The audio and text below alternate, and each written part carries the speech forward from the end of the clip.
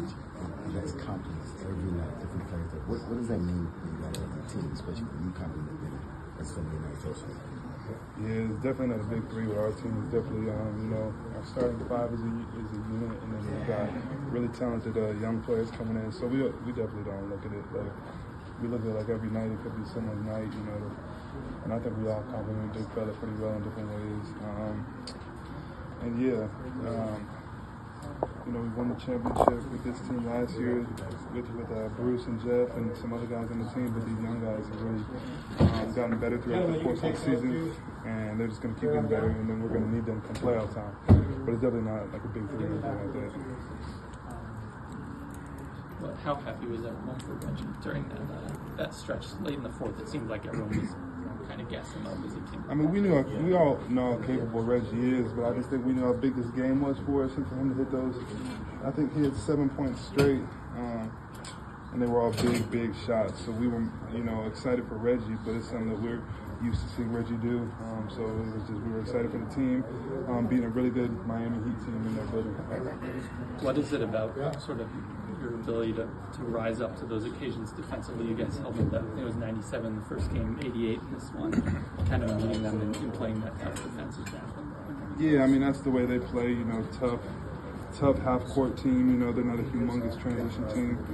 They try to, jump the game open. It's tough playing against this team. They're a very good team. They made the NBA Finals, and we know how good they are. So we come in, every time we play them, we come in with a mentality try to be the aggressors and get a win at the end of the day. Michael, you're back in first place. How important is it to hold on to that top seed for you guys? In the West this year, I wouldn't say seeding is super important, but of course we feel we're happy we're the number one seed. We feel like where we belong, you know what I mean? But at the end of the day, those teams in that play-in and some of those lower seeded teams are just as talented as teams towards the top. So I don't know how much it means. Michael, the team outscored the Heat by 11 in the fourth quarter. You held them to 17 points in the quarter. How important was that defense for you guys, and what was the biggest change there where you were able to close them out in that way? Yeah, I mean, it was just great team defense, great awareness to their shooters. They got some shooters over there, and we just stuck to the game plan tonight. I think we did a really good job of that. And at the end of the day, we got lucky with some misses. Jimmy doesn't usually shoot like that from the field. But I think overall we stuck to the game plan and we played pretty good defense. You've had two really great games against the Heat this season. What do you think has changed the most between the way you've played against them this season versus last year in the playoffs?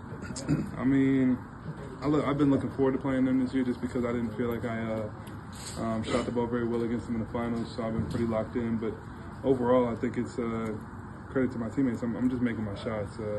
I didn't really feel. I thought I was getting great looks in the finals. I don't even pay that any attention, but really just knocking down shots. My teammates finding me for wide open threes, and then it's been just great looks, honestly. At the amazing level that the team is playing since the break, since the All-Star break, you feel that you are reaching the same level that you had in the finals right now our team? In March, yeah.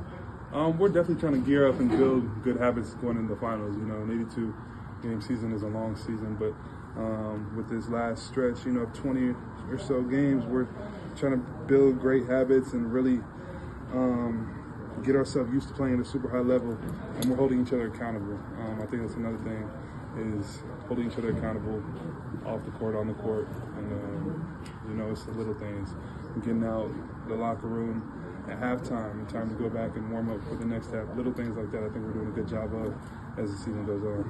I was talking with a couple guys about the film session that you guys had between games 2 and game 3 of the finals last year, and how it was a little unorthodox. Players were sort of walking through the clips instead of maybe a coach, Malone, or an assistant going through it. Any chance you would remember what the clip was for you in that? I have zero idea. The finals, I mean, that was great last year. That was a great accomplishment, but we moved past that. I know sometimes coach does do that where he wants guys to walk through the film. So if he did that last year, I'm sure we probably needed it. The Heat, I think, got game 2, right? Yeah. And so I can see them doing it for sure. Yeah. Can that be like a good way to mix things up, to have sort of be a little more communal, engaging as a whole?